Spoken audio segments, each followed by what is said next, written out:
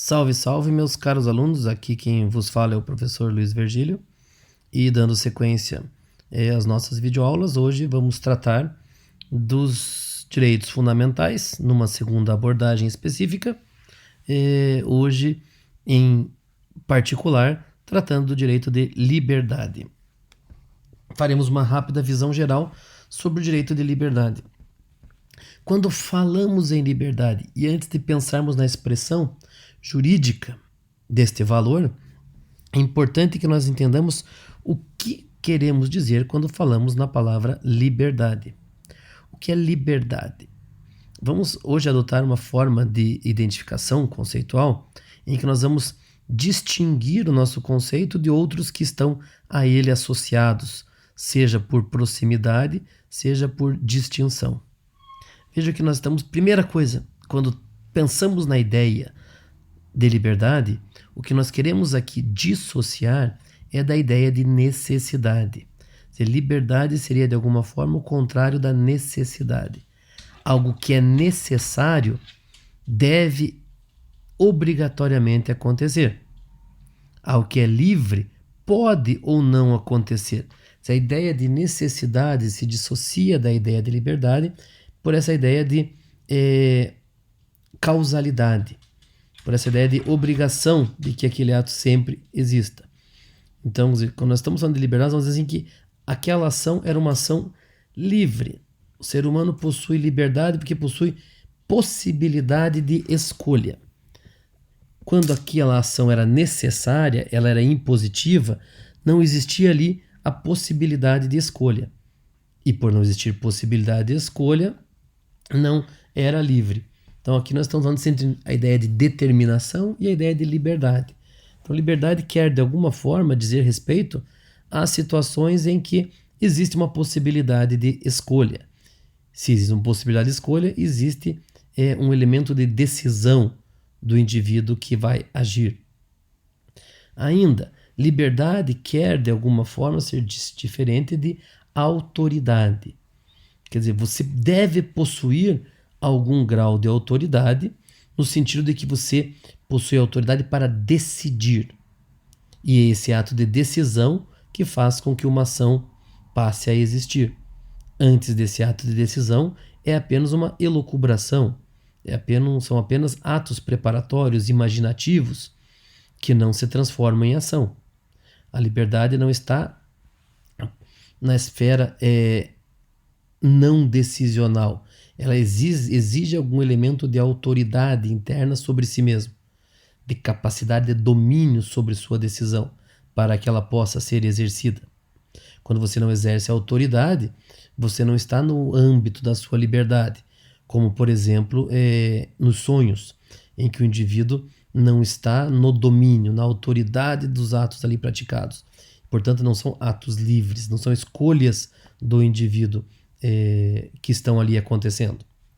Ainda há que se referenciar à autoridade externa. Se a liberdade tem alguma relação com uma autoridade externa, desde que essa autoridade exista para disciplinar, para limitar eventualmente alguns aspectos da liberdade, como já vimos na videoaula anterior, a diferença entre limitação e restrição, mas que a autoridade aqui é relevante como mecanismo de garantia da liberdade. Ainda, liberdade não é o mesmo, e aqui é muito importante, não é o mesmo que arbitrariedade. Isso deve ficar muito claro para todos.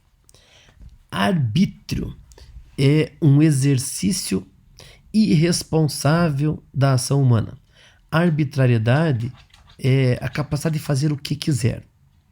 Liberdade, de alguma forma, também é essa possibilidade de fazer o que quiser.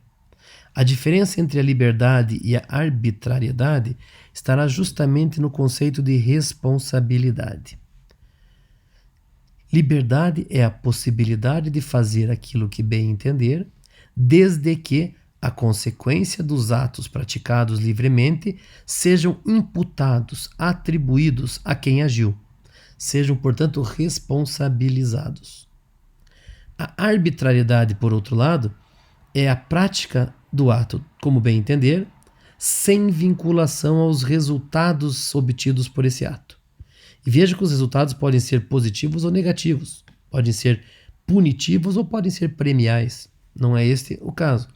O importante aqui é perceber que liberdade está diretamente vinculado ao conceito de responsabilidade.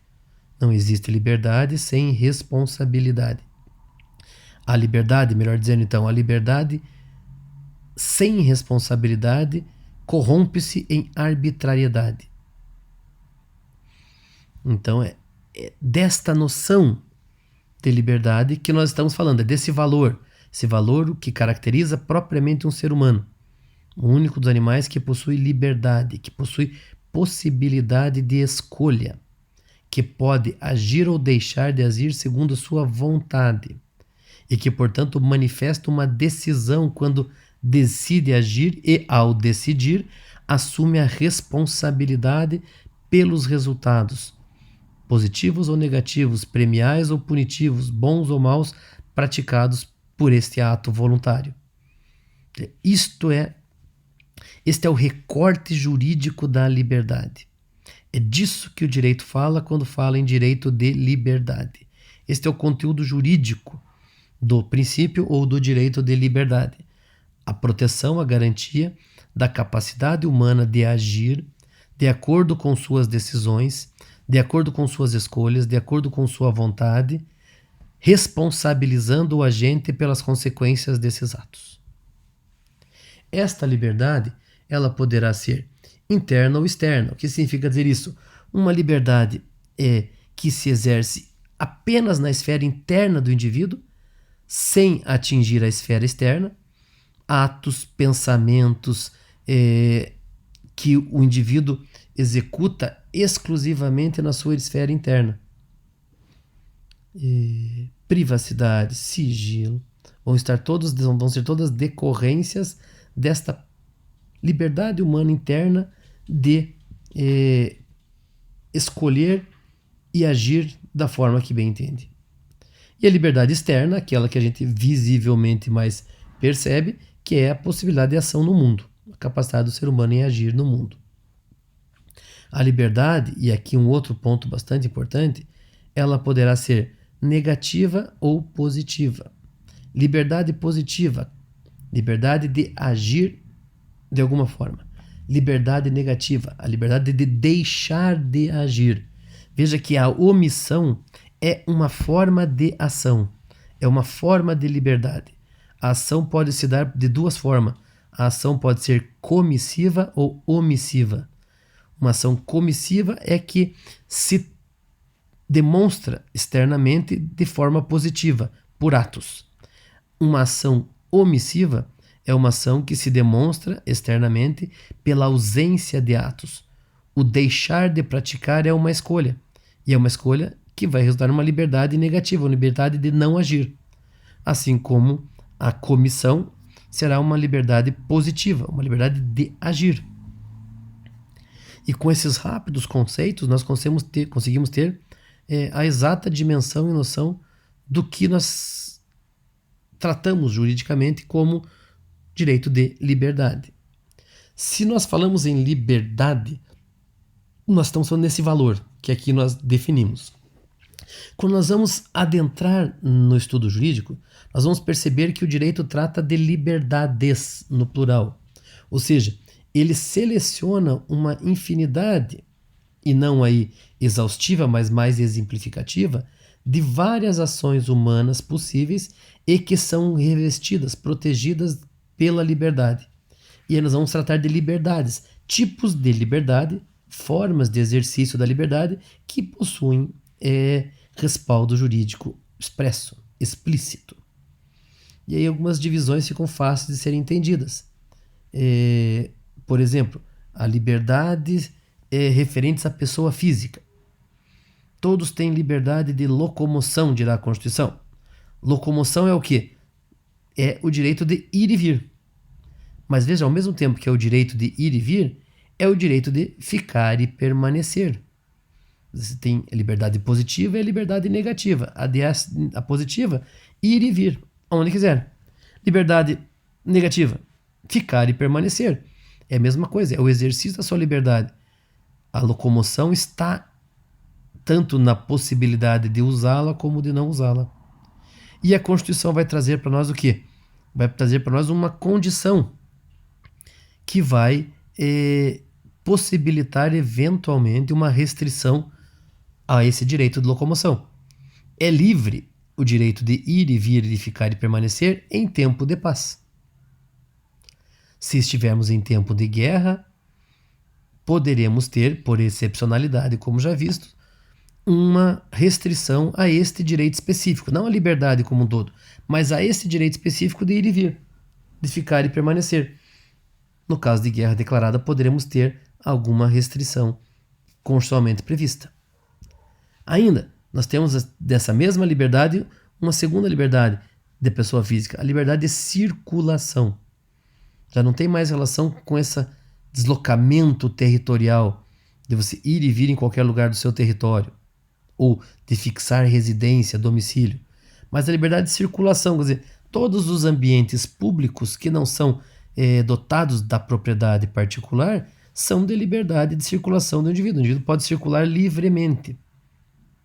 São só aspectos da liberdade.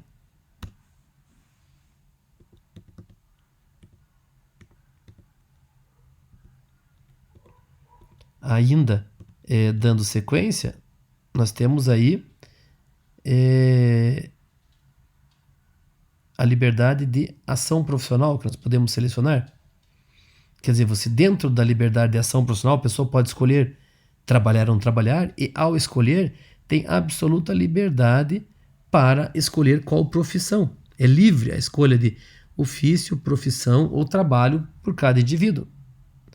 E aí nós teremos algumas limitações nessa liberdade, como por exemplo a limitação de acesso ao serviço público, que será regulada pelo concurso público, dando a todos os indivíduos que tenham esse interesse uma possibilidade equânime, comum, isonômica, igualitária de acesso a esta função. Você tem aí uma outra expressão da liberdade do direito de liberdade enquanto liberdades. Liberdades de expressão coletiva, por exemplo, todos têm direito à liberdade de informação, direito de representação coletiva, sindicalização, associação, direito de participação, participar de comitês, participar de conselhos, participar de grupos representativos. Um muito importante, a liberdade de reunião, a liberdade de se reunir com mais indivíduos em locais particulares ou públicos, desde que seja para fins pacíficos, sem nenhuma intromissão de autoridade pública coadora. Liberdade de associação, associações para os mais diversos fins, associação de estudo, associação de técnica, associação de tarefa, associação de lazer. Quer dizer, todos aqui possuem um rol enorme de possibilidades dada pelo exercício dessa característica específica da liberdade. E o que é comum aqui? Veja que o comum aqui é que todos aqui tratam de liberdade de ação humana sempre no rol dos objetos lícitos possíveis. Nós estamos excluindo aqui os objetos ilícitos e os objetos impossíveis. Por fim, nós podemos apresentar aqui uma visão um pouco mais detalhada do que seria, por exemplo, aspectos da liberdade de pensamento. Veja que quando a gente fala em liberdade de pensamento, nós vamos ter um rol muito grande que vai entender aspectos internos, liberdade de opinião, por exemplo. Nós vamos ter aqui a liberdade de cada um pensar o que quiser. Pensar o que quiser. Veja, não é dizer o que quiser, nem agir, mas de pensar. Todos podem pensar absolutamente o que querem. Inclusive com a possibilidade da escusa de consciência. O indivíduo recusar-se a uma prestação que é imposta a todos, porque esta prestação imposta a todos ofende elemento da sua consciência, algum aspecto interno da sua liberdade. Isso nós podemos ver em dois exemplos, para ficar mais claro. Um deles seria no serviço militar obrigatório, em que a pessoa pode pedir escusa, pode pedir dispensa da prestação do serviço militar obrigatório, alegando uma escusa de consciência, de que sua consciência não permite a prática desse ato. E aí, nesse caso, sujeitando-se a uma prestação compensatória prevista em lei. Um outro exemplo é a profissão de fé, por exemplo, um aspecto interno de opinião, em que pessoas reservam a sexta-feira à noite, por exemplo, e o sábado, para práticas religiosas e que não, por liberdade interna, não se submetem ou não se sujeitam à prática de atos outros externos da vida civil. Você usa aqui a escusa de consciência.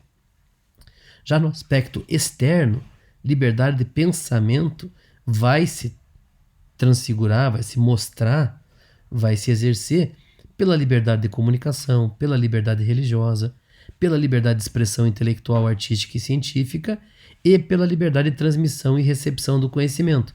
Veja que nós temos 4 grandes guarda-chuvas aí da liberdade de pensamento sob o ponto de vista externo. Liberdade de comunicação. Todos podem se manifestar o seu pensamento da forma como bem entender.